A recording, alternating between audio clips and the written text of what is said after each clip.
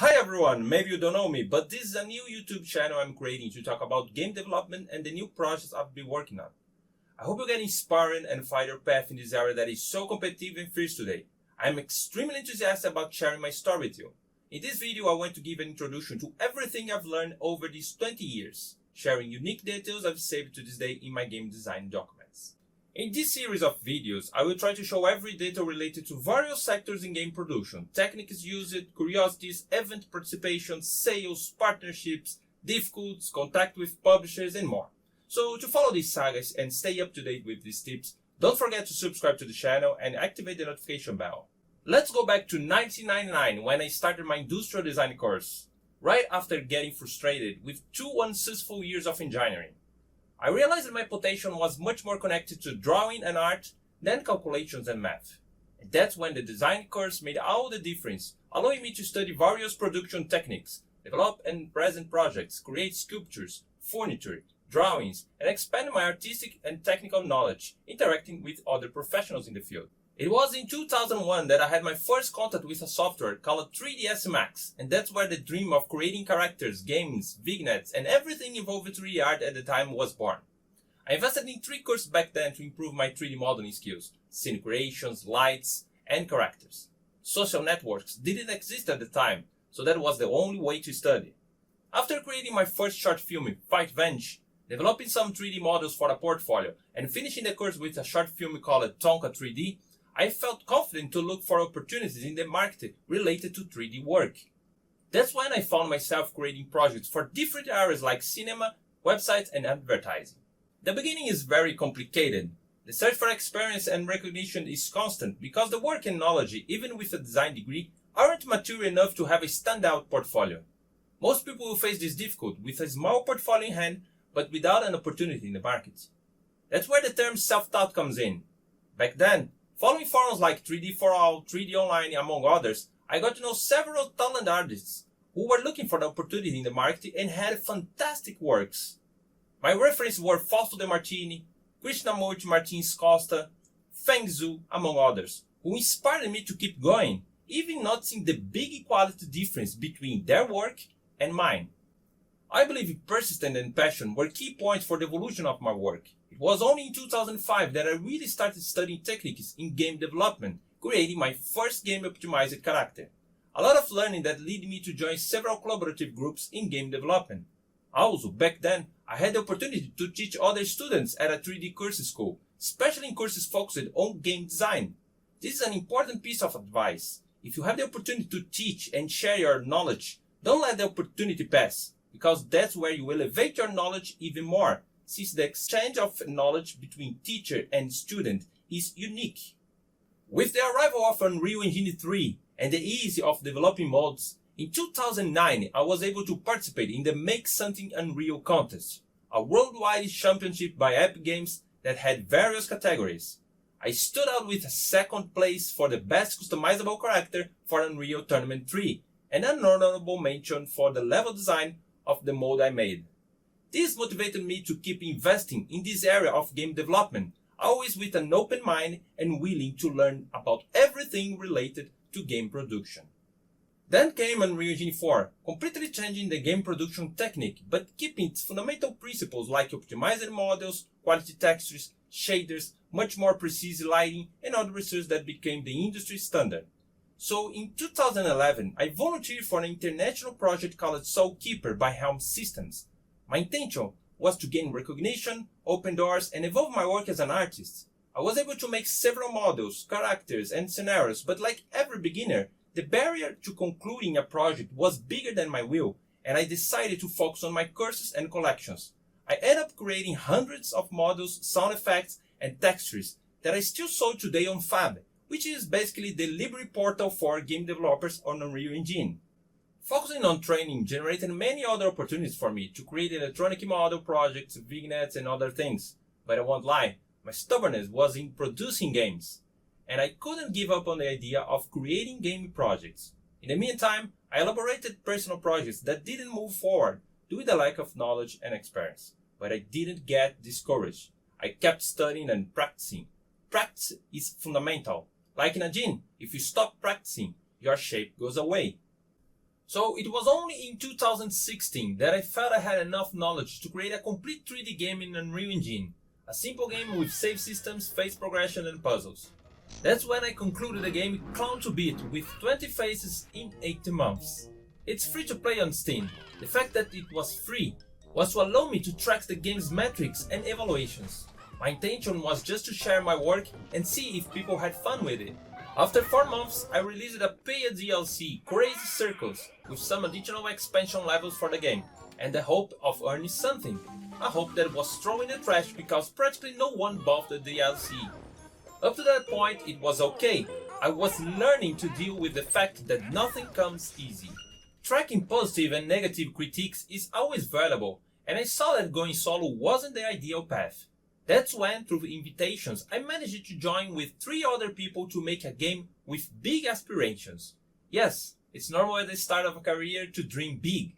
Think people will value your effort, but the industry is extremely competitive. Let's look at the facts. We created the Shadows of Capra project, a 15-minute demo of an FPS space shooter with mechanics from Resident Evil and a dash of satire from the main character. I invested in creating a complete art book with characters, script, and marketing data, showing that our game could be competitive in the market. Along with that, we created a replica of the game's main weapon, the Venom Strike, which on a trip to GDC in California, we were able to deliver in person to Tim Sweeney, president of Epic Games. Our expectations were high, especially given the effort we put in and for being there, alongside numerous publishers and developers. And the result? Well, you will always get a result, whether negative or positive, but since the expectation was high, the blow we took was strong.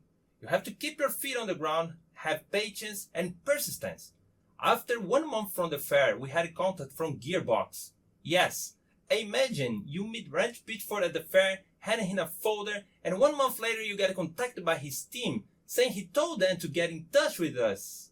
Imagine the anxiety and desire to make things happen. The good news first, they loved our demo and saw sales potential.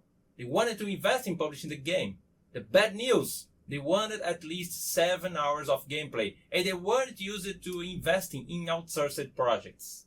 We also tried through Kickstarter to finance the game's production. We were asking for something around $160,000, which would have guaranteed production for at least 2 years. The result, a total failure.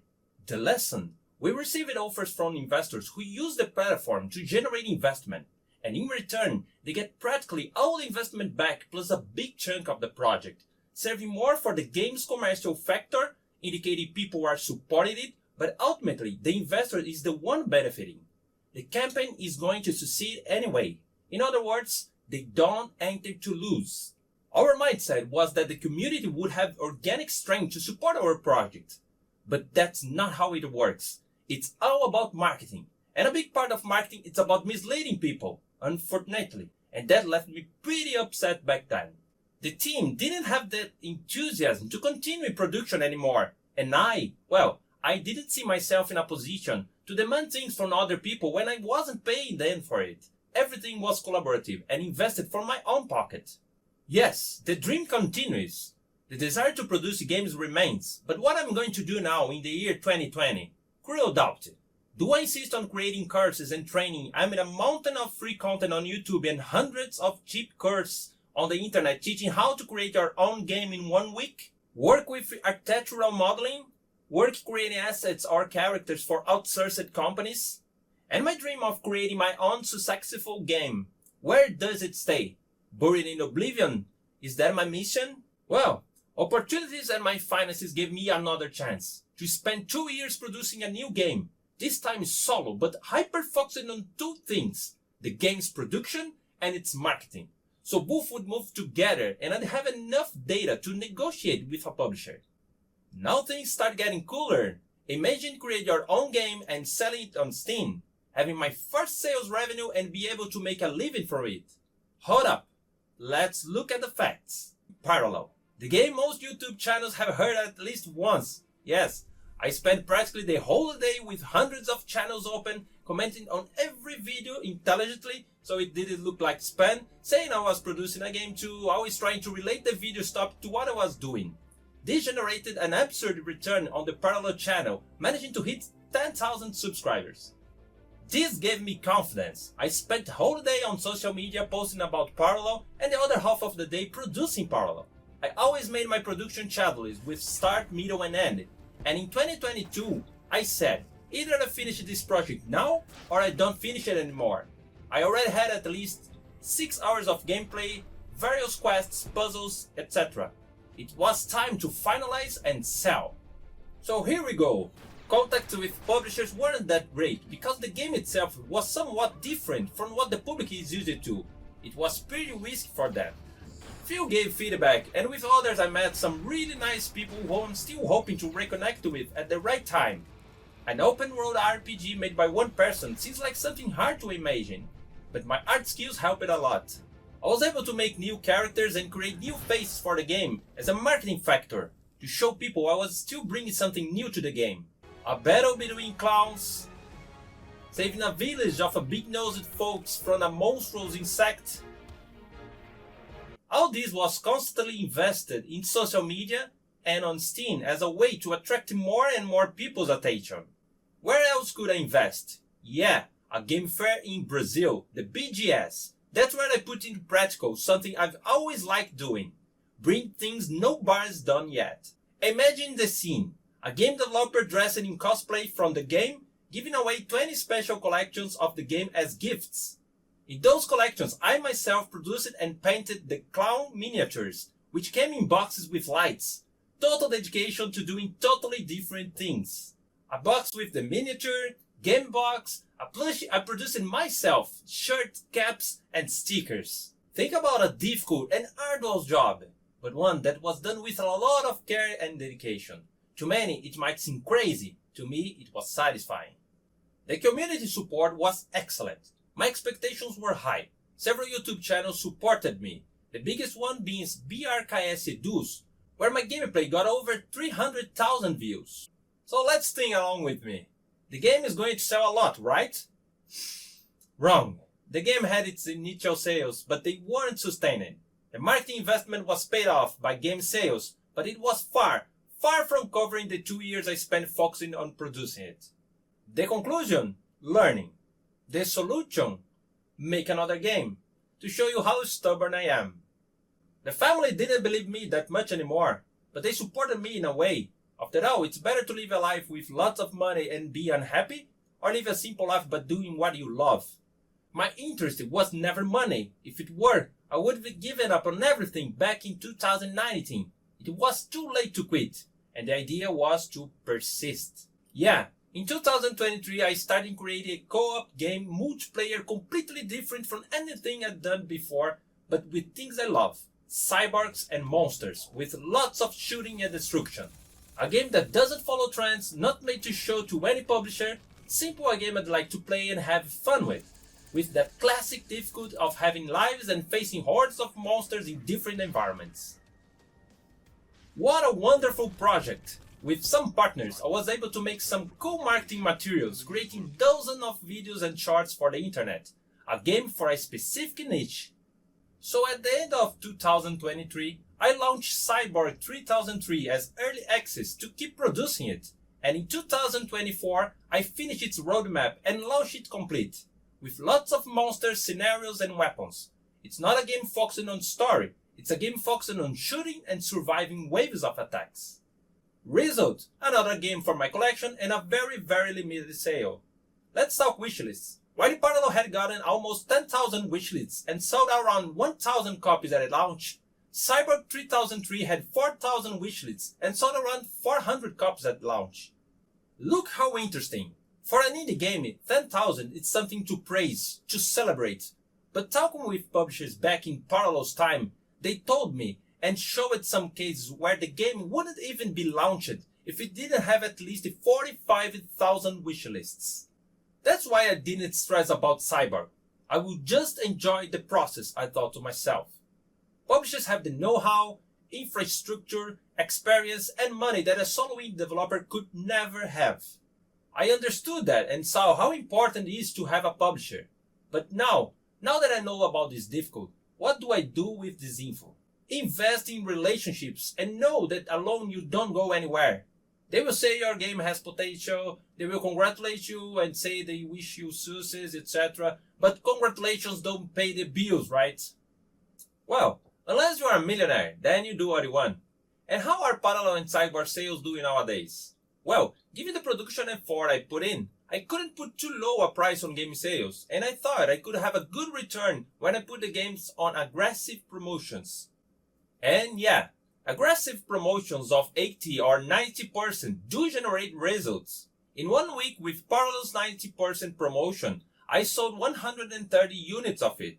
The following week with Cyborg's 3080% promotion, I sold 90 units. That's something to celebrate. If I think on a large scale, I could be making mini games and launching 1 game a year, increasing my income. But no, that's not my idea. It's not the best scenario for me. So what's my idea then?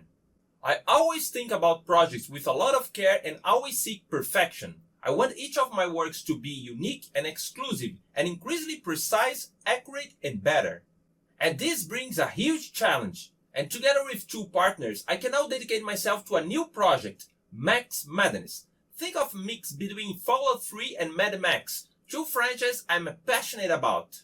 But hold on, now we are going to do things differently.